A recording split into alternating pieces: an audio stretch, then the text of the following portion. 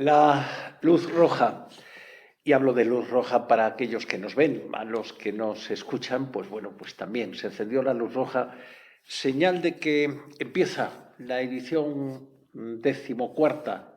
Llevamos ya 14 espacios del Catedroscopio, desde el Museo Catedralicio de la Catedral de Pamplona. Y parece que fue ayer, nunca mejor dicho, cuando iniciábamos esta aventura, y hablando de aventura, el peregrinar, el peregrinaje. Cómo nos gusta en la catedral ver a esos peregrinos entusiasmados con las primeras etapas, cuando el cansancio todavía no ha empezado a hacer mella, cuando la ilusión está al 100%. Es más, la ilusión se acrecienta en cada paso. 600 y pico kilómetros les quedan a aquellos que entran en el atrio o a aquellos que se van ese buen camino, aquellos que se van, nunca mejor dicho, poniendo su mirada en el apóstol, su mirada allá en Finisterre. Nos encanta saludarles, desearles buen camino y sobre todo con qué ilusión ver cómo sellan la Compostela, cómo ponen ese sello que indica que les queda ya un poquito menos y que han hecho sobre todo un poquito realidad aquel sueño de los peregrinos. La catedral, como no podía ser menos, abre su puerta, como lo ha hecho durante siglos, a millones, sí, digo bien, millones de peregrinos que por aquí han pasado. Y hablando de pasar, se me pasa el tiempo y no quiero por menos que recordar a aquellos amigos, buenos amigos del Catedroscopio, que hoy van a estar aquí. Por ejemplo, Alejandro Aranda y su explicación sobre los retablos. ¿Qué son los retablos? Bueno, también Sonia Beroiz, hablando de caligrafía, hablando de cultura, de culturas distintas, de culturas ancladas en el tiempo. Fran Glaría, que nos llevará hablando de Santiago de Compostela. Hoy ha prometido llevarnos a Santiago y estar hablando precisamente de esa entrada, de ese ponerse frente a la fachada impresionante de Santiago de Compostela. Y bueno, y la despedida con gaita. Sí, la despedida hoy del Catedroscopio con Jorge Urdanoz y con la historia de esa comparsa que allá por 1600 tuvo la Catedral de Pamplona. Bienvenidos una vez más. Gracias.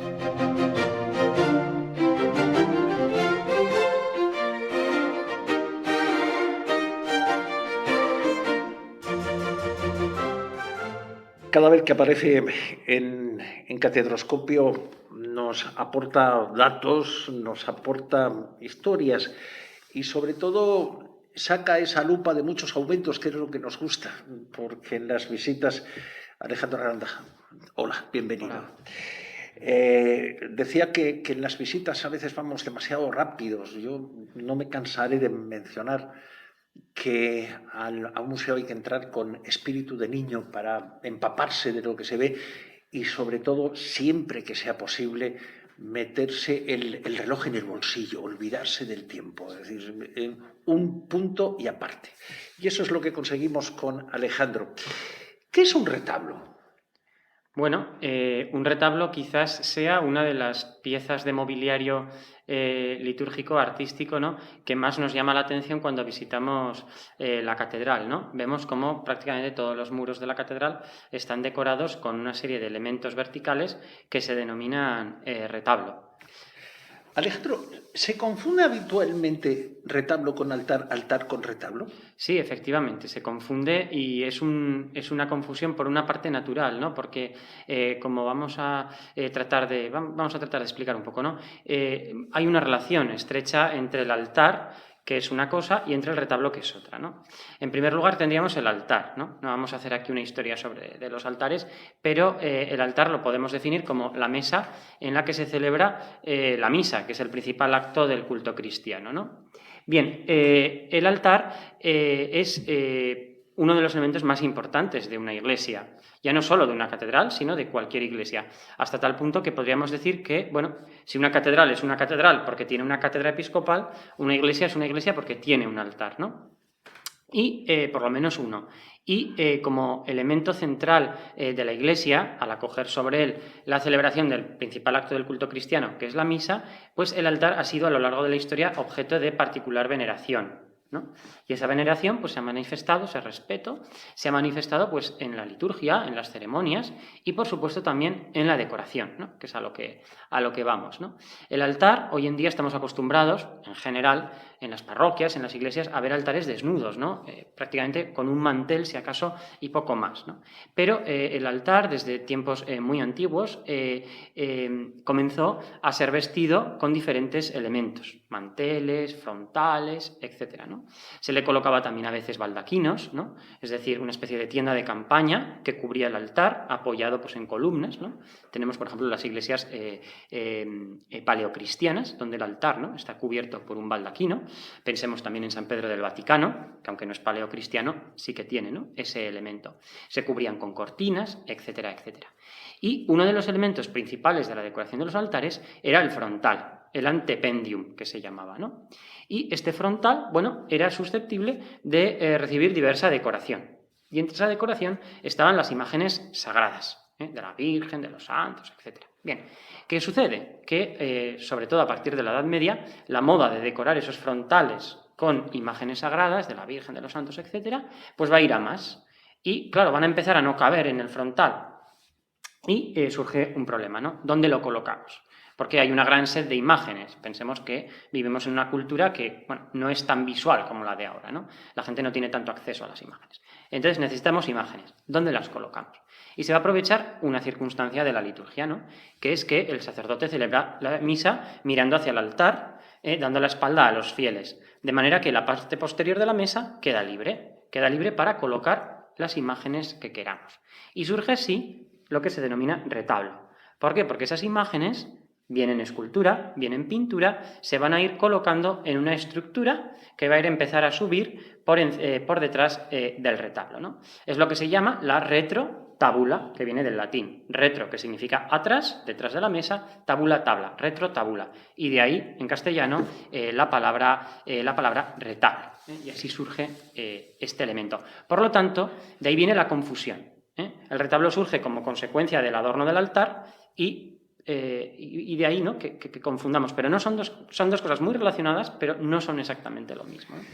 Alejandro, hay una mezcla, no sé si está bien buscada la palabra, pero permítaseme utilizarla. Hay una mezcla entre lo que supone la simbología, tanto en el altar, como has explicado en un principio, para posteriormente llegar al retablo, la simbología de figuras de santos, de figuras de Jesucristo, de la Virgen, y un poco, y me estoy refiriendo a la Edad Media, un poco la falta, vamos a llamarle de cultura o de preparación por parte de la gente. Dicho de otra manera, les venía muy bien esas figuras, ayudaban mucho a la labor del sacerdote a explicar la historia sagrada, la historia de algún santo en particular. Eso es así, es decir, se da esa mezcla.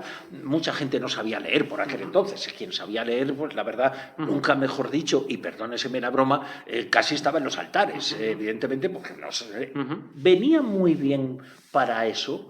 Era una labor complementaria a la puramente religiosa. Sí, por supuesto. Es decir, efectivamente, las imágenes de los retablos de las iglesias juegan un doble papel, ¿no? Son objetos de culto, objetos religiosos, es decir, se les venera esas imágenes, pero también son objetos de catequesis, de aprendizaje, de enseñanza de la doctrina cristiana, ¿no? Es decir, los sacerdotes muchas veces apoyaban su predicación en base a las imágenes que tenían. Entonces, si estaban explicando pues, algo de la Virgen, pues muchas ocasiones podían hacer referencia a escenas que podía haber de la Virgen o de un santo, ¿no? Es decir, ponían imágenes a sus palabras, ¿no? Era más o menos, ¿no? Salvando mucho las distancias, pero una especie de PowerPoint, ¿no? Es decir, el discurso muchas veces lo podían apoyar y ejemplificar a través de imágenes que siempre entran mejor por los ojos, ¿no? Y sobre todo en una población que, como bien dices, pues en su mayoría pues no sabía ni leer ni escribir, ¿no? Por lo tanto, bueno, cuando le hablan de realidades muy elevadas, ¿no? Pues la Trinidad, etcétera,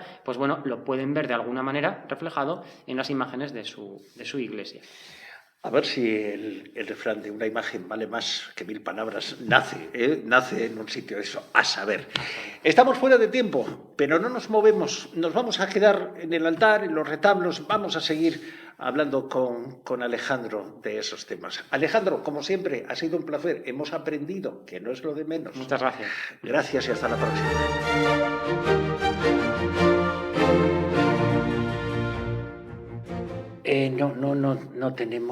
No tenemos ni una careta, la famosa, el persopón famoso de los griegos, donde representaban sus personajes, ni la buena de Sonia Beroiz, Sonia, hola.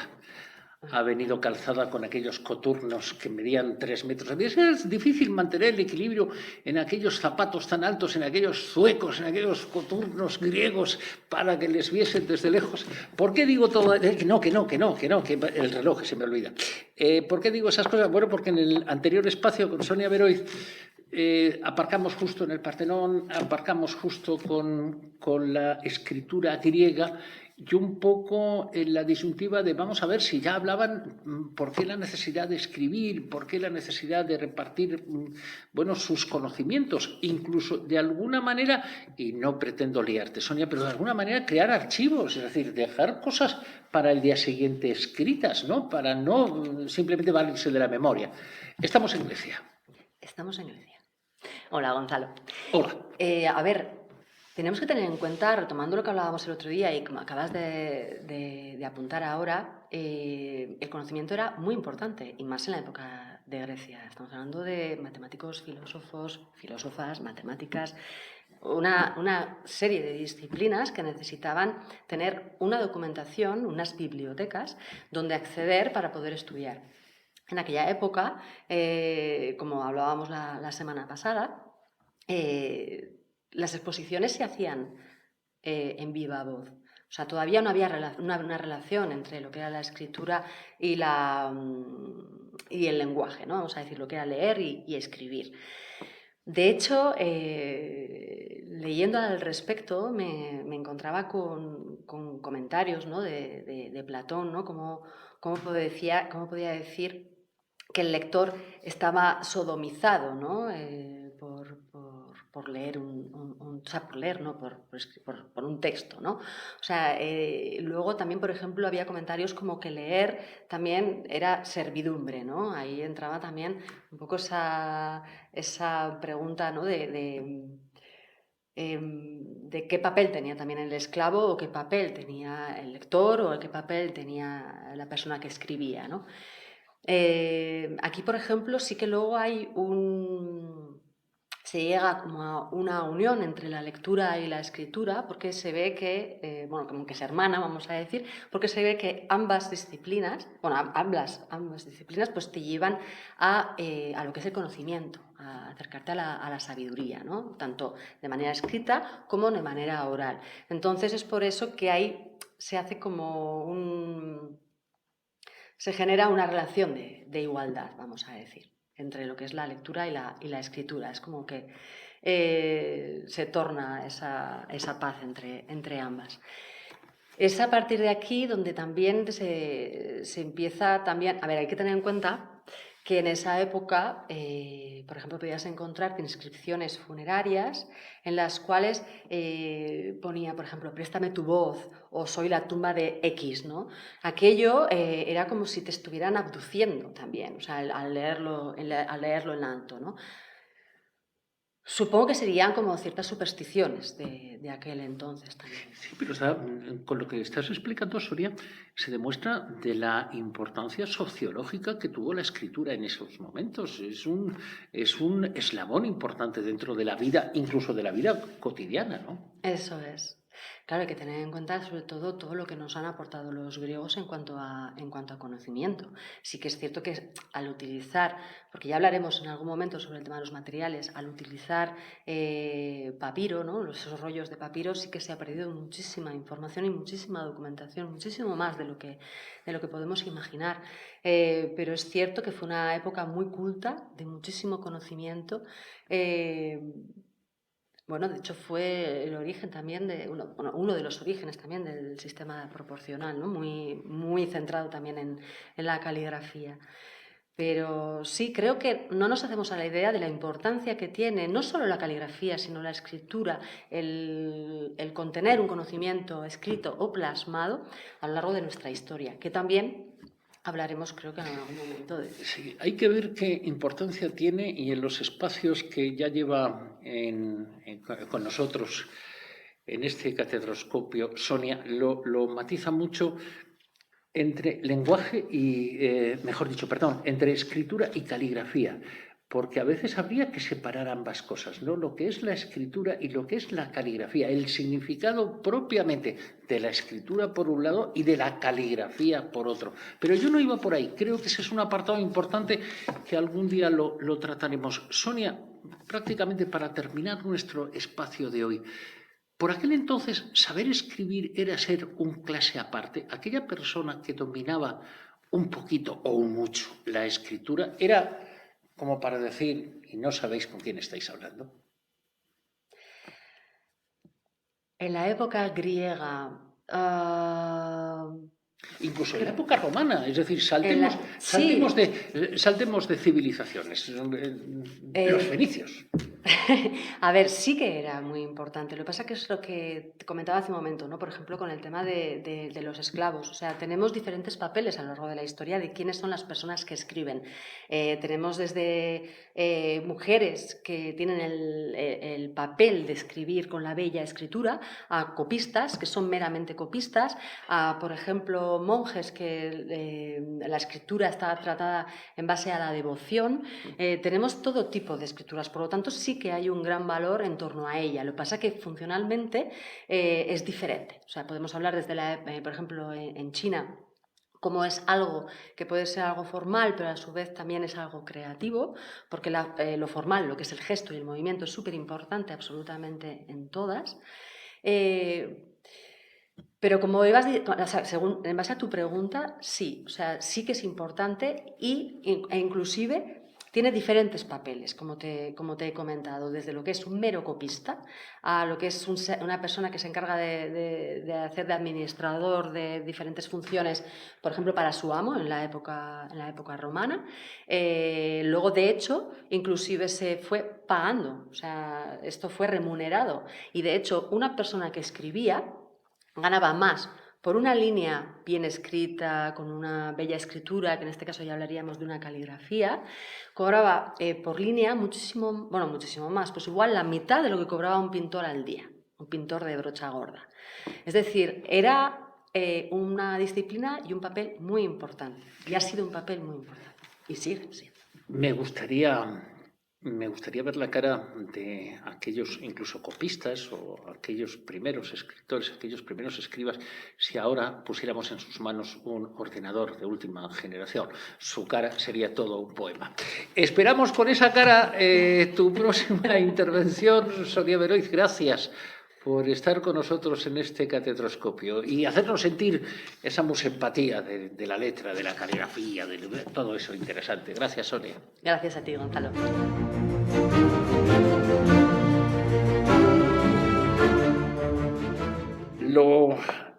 Lo acaba de pronunciar Flangelaría instantes antes de que el micrófono se abriese. Nuestro realizador, don Javier, abriese el micrófono. Ese No hay dos sin tres, efectivamente, es el tercer, vamos a llamarle capítulo, tercera etapa en este caso, ya que hablamos del Camino de Santiago con Flangelaría. Fran, bienvenido. Bienvenido, gracias. Vamos a llegar a Santiago, si no te importa. La comercialización puede llegar a matar, no, porque ha sobrevivido durante muchos siglos, pero puede deteriorar mucho la imagen del Camino de Santiago, la excesiva comercialización. No, personalmente creo que no. A ver, el Camino de Santiago siempre ha sido una ruta económica. No nos vamos a negar que en la Edad Media muchos pueblos se crearon para y por el Camino de Santiago.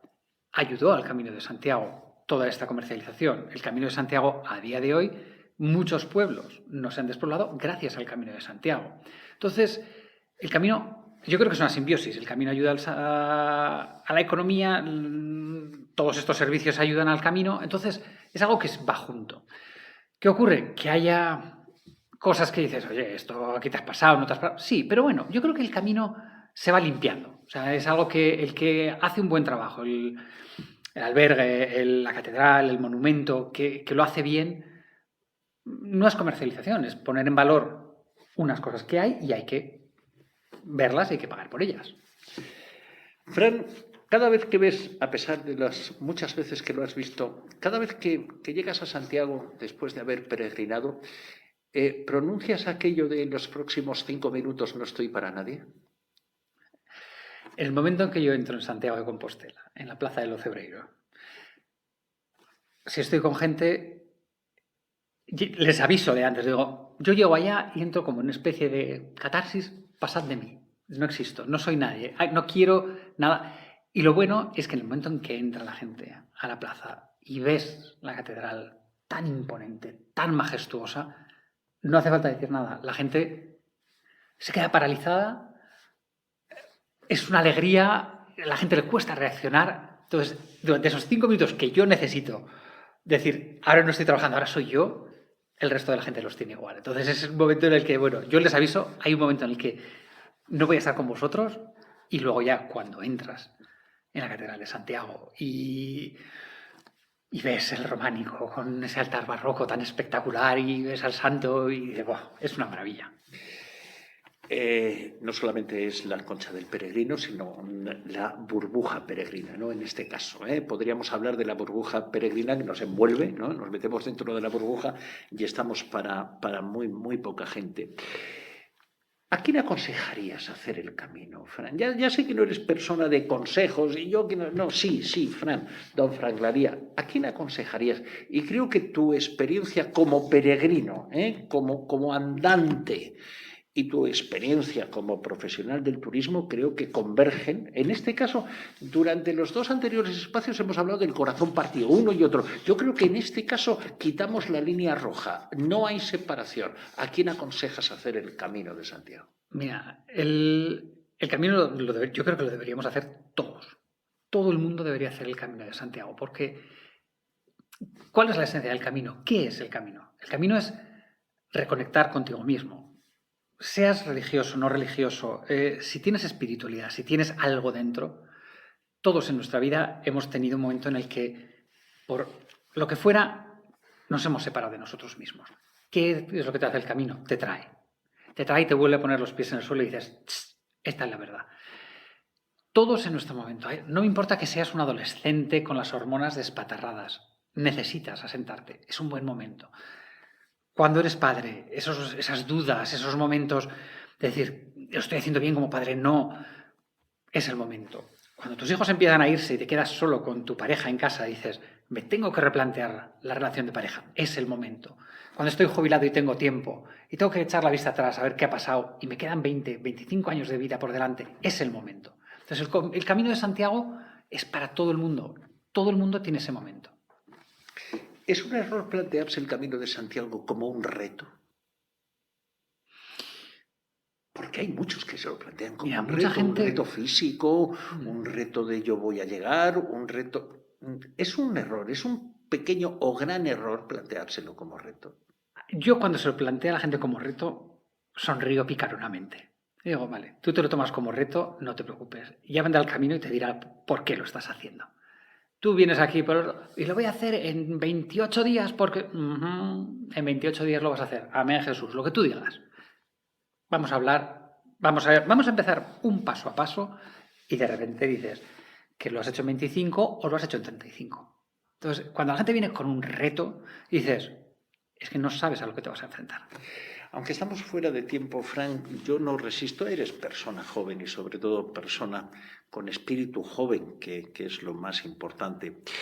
Vamos a hablar de las nuevas tecnologías que se han incorporado al Camino de Santiago en forma de aplicaciones, en forma de...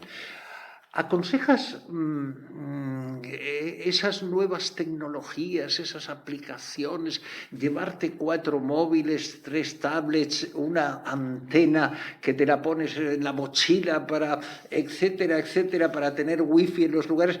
¿O o no? ¿O eres un peregrino de la Edad Media y tira para adelante que Santiago, No, yo no soy peregrino de la Edad Media. A mí esto de guiarme por las estrellas, bien, me parece fenomenal, pero como me salga un día nublado, yo no sé para dónde tengo que ir. Sí que es verdad que, a ver, a mí me quitan el teléfono y es como si me quitaran un brazo. Tenemos ahora la tecnología en la mano, es una maravilla. ¿Yo qué hago? Yo lo que hago es la noche anterior me preparo con la tecnología. Esa jornada que va a haber, donde puede haber fallos, y al día siguiente ya amanezco sin teléfono. Entonces, hay que buscar la combinación. No puedes... Yo cuando, por ejemplo, la gente va en el Camino de Santiago escuchando música, dices tú, todavía no lo has pillado tú.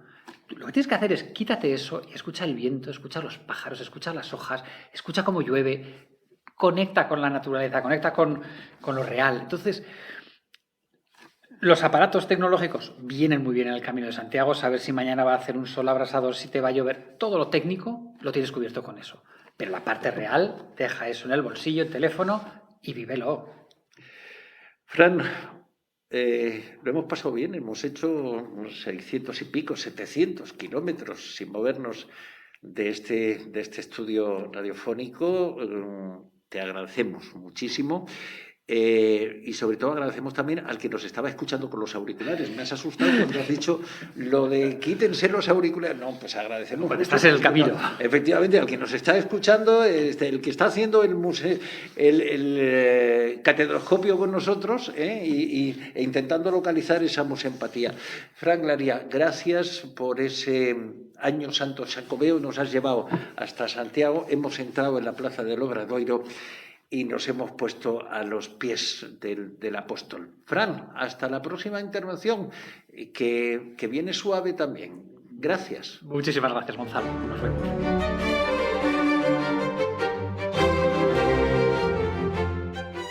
Prometimos seguir hablando de los gigantes renacentistas de la catedral. Jorge Urdanoz, bienvenido, hola. Buenas. Y vamos a seguir hablando con Jorge Urdanoz, que en estos momentos será, sin lugar a dudas, yo no sé, me imagino que echará ahora un bálsamo de modestia, y además no de falsa modestia, sino de modestia. Yo no sé, en estos momentos yo estoy seguro que Jorge Urdanoz es quien más sabe de los gigantes de la catedral, pues porque ha vivido su historia, porque además lo ha estudiado, los ha dibujado, los ha visto, los ha... tienen una historia de lucha, estamos hablando de 1600. Los primeros gigantes, he leído en tu informe, que no terminaron muy bien con la catedral, con los canónigos, ¿no? Que si el sastre que hizo los vestidos, que si yo he dicho tanto y ustedes me dan... Cuéntanos la historia porque me parece como original el comienzo de los gigantes. Bueno, por desgracia, muchas veces lo que tenemos de información de este tipo de elementos, ¿no? En estos tiempos suelen ser casi siempre pleitos, quejas o problemas, porque la gente no solía documentar las cosas buenas ni lo que pasaba, sino simplemente se documentaban, pues por lo general, este tipo de problemas. Entonces, bueno, es habitual que en un caso como en este, pues se encargue un trabajo y haya problemas, ¿no? Entonces, pues que si has encargado tantos metros de tela y que ha pasado esto, que se te ha pagado de una forma o de otra, bueno, eran pequeños pleitos muy típicos de la época, que para nosotros es una suerte que existiese ese problema porque lo han documentado y entonces nos da información de lo que pasaba en aquella época, de que estas figuras existían y toda esa información pues ahora es muy valiosa. Sí, sobre todo porque además está, como bien dices, muy documentada con nombres, con apellidos, quién era el sastre, quién era el canónigo, etcétera, etcétera, y eso, como bien dices, a nivel de documentación viene bien. Fueron en su día 6 gigantes que además, Jorge, fueron un poco la base de los gigantes que alumbró en su momento Tadeo Amorena, es decir, los gigantes que vemos ahora por las calles. Sí, es una historia, para mí es muy bonita, que yo creo que es casi para la ciudadanía de Pamplona como de las historias más interesantes, que igual también es muy desconocida. Y es que realmente los gigantes de Pamplona, Tadeo Amorena los hace basándose en los gigantes que tenía el ayuntamiento en ese momento en su posesión. Y esos gigantes que tenía el ayuntamiento eran los antiguos de la catedral, que habían sido cedidos por la catedral al ayuntamiento hacía unos 20 años atrás. Entonces, ya el propio Tadeo Morena dice que los va a hacer los gigantes nuevos de forma similar, o sea, físicamente, de tamaño, de proporción, similar a los anteriores. Sabíamos lo que medían los anteriores, que era en torno a 4 metros, algo menos. Sabemos que los gigantes de Pamplona de ahora son un poco más pequeños, pero vamos, también están en torno a esas medidas. Y se dice expresamente que va a respetar esas proporciones. Así que lo que tenemos, sin tener los gigantes antiguos, porque se sabe que en 1860 Tadeo Morena pone él a la venta, a disposición, los gigantes antiguos del ayuntamiento, pero no sabemos qué pasó con ellos. Nadie sabe si los compró alguien, si no los compró, si se perdieron, si se quemaron. No se sabe qué pasó. Pero bueno, sí que sabemos que por lo menos las 3 parejas primeras, los reyes europeos, asiáticos y africanos que tenemos actualmente, replican el modelo de los gigantes de la catedral.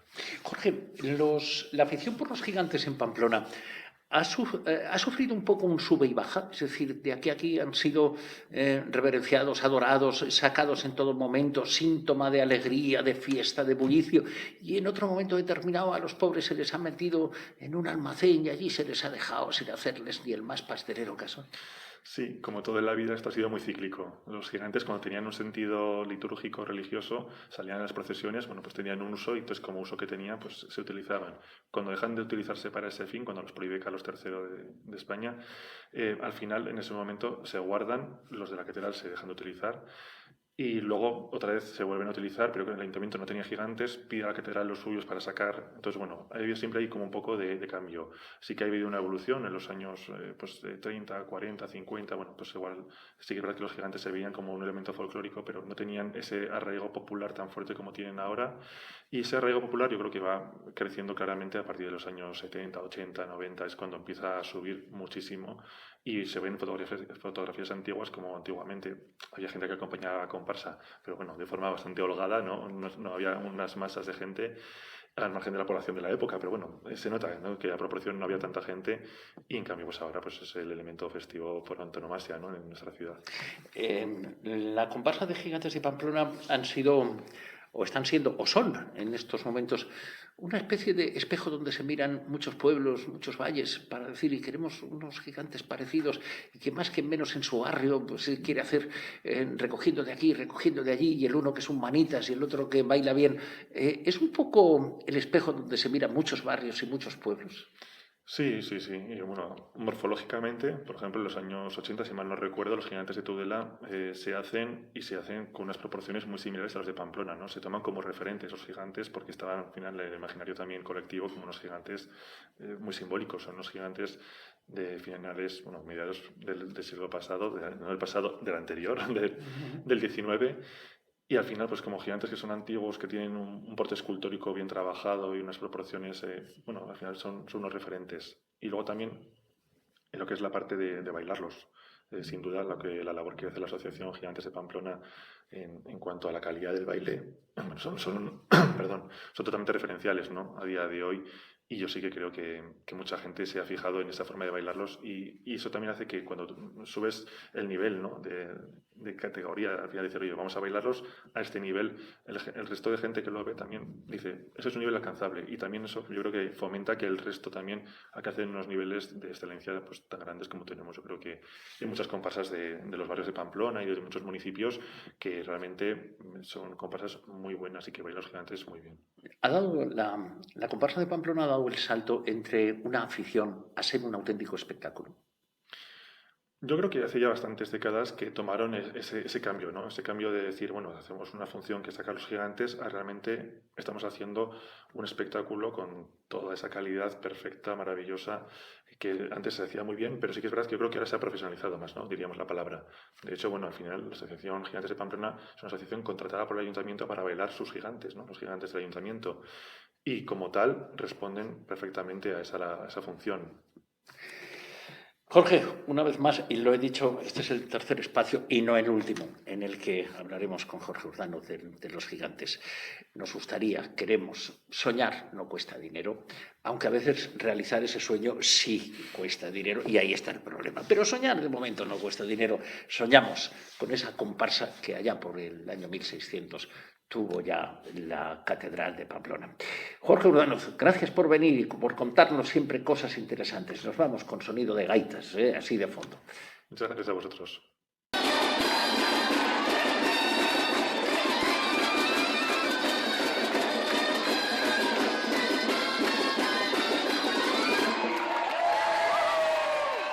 Gracias.